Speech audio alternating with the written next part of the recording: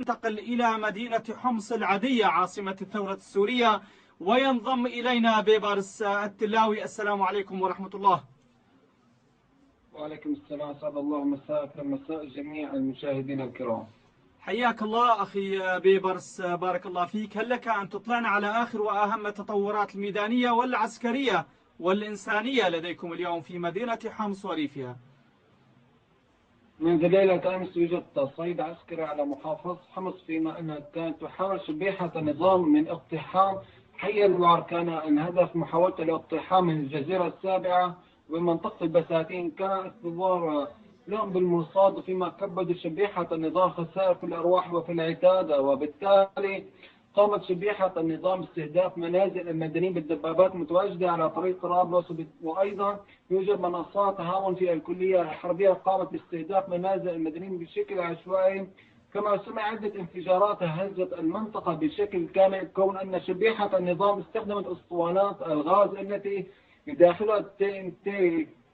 كما أن حي الوعر أصبح محاصر منذ قرابة 55 يوم. بداخل حي الوعر يوجد قرابة 500 ألف نسمة، لا نعلم ما مصيرهم، إما أن يقتلون من عدم وجود الغذاء باتباع النظام سياسة الموت البطيء والحرمان، أما بقذائف النظام التي لا تتوقف في الليل وفي النهار.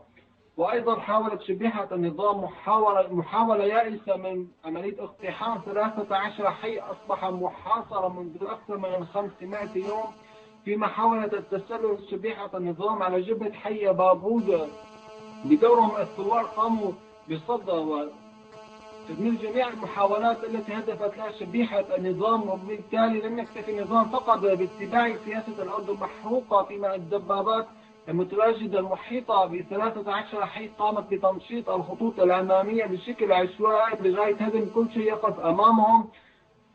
تزامن لوابل القصف الذي لم يتوقف منذ ساعات الصباح. كانت منصات الهواء المتواجدة في الأحياء موالية للنظام تستهدف الأحياء القديمة بشكل جنوني، وبالتالي يوجد راجمات صواريخ متواجدة في الكلية الحربية استهدفت حي القصور وحي جوبة السياح بشكل عشوائي. وإذا انتقلنا نتكلم عن الريف، فيما جرى قصف اليوم على مدينة الرستن ومدينة تلبيسة، كان القصف من قبل كتيبة الهندسة. وأيضا جرى قصف في الريف الغربي على مدينة طلعة الحصن وعلى قرية الزرع. كان القصف من قبل القرى الموالية للنظام المحيطة بالحصن. وأيضا يوجد حصار خانق منذ أكثر من 425 يوم على هذه المنطقتين، فيما أن النظام يمنع العوائل من الدخول والخروج من هذه المنطقتين، فيما يتساقط بشكل يومي العديد من الجرحى.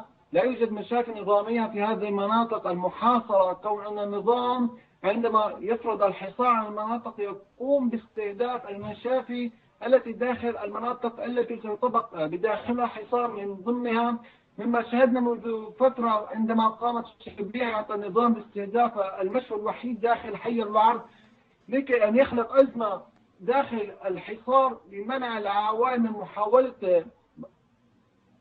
محاولة معالجة المصابين الذين يسقطون بشكل يومي. أيضا نرى النظام يمنع العوائل من محاولة إدخال الأغذية، وأيضا لا يخلق لهم أي معبر لمحاولة إخراج المصابين الذين يسقطون بشكل يومي. وفي جميع المناطق المحاصرة يوجد وفيات بشكل دائم لعدم وجود الغذاء الكافي، ويلزم الأدوية لكافة الأمراض من ضمنها الأمراض المزمنة. لا نستطيع أن نقدم للشيوخ كبار السن العلاج الذي من الممكن أن يساعدهم على البقاء على قيد الحياة، فيما يتوفى لدينا كل عدة يوم شخص من هؤلاء الكبار السن، لأنه لا يستطيع البقاء على قيد الحياة دون أن يتناول الأدوية المفروضة أن يتناولها بشكل يومي. هذا الأمر الذي نشهده اليوم في محافظة حمص قد أصبح لنا عام، ونرى شبيحة النظام ليس لها سيطرة على الأرض، كون أن الشبيحة متواجدة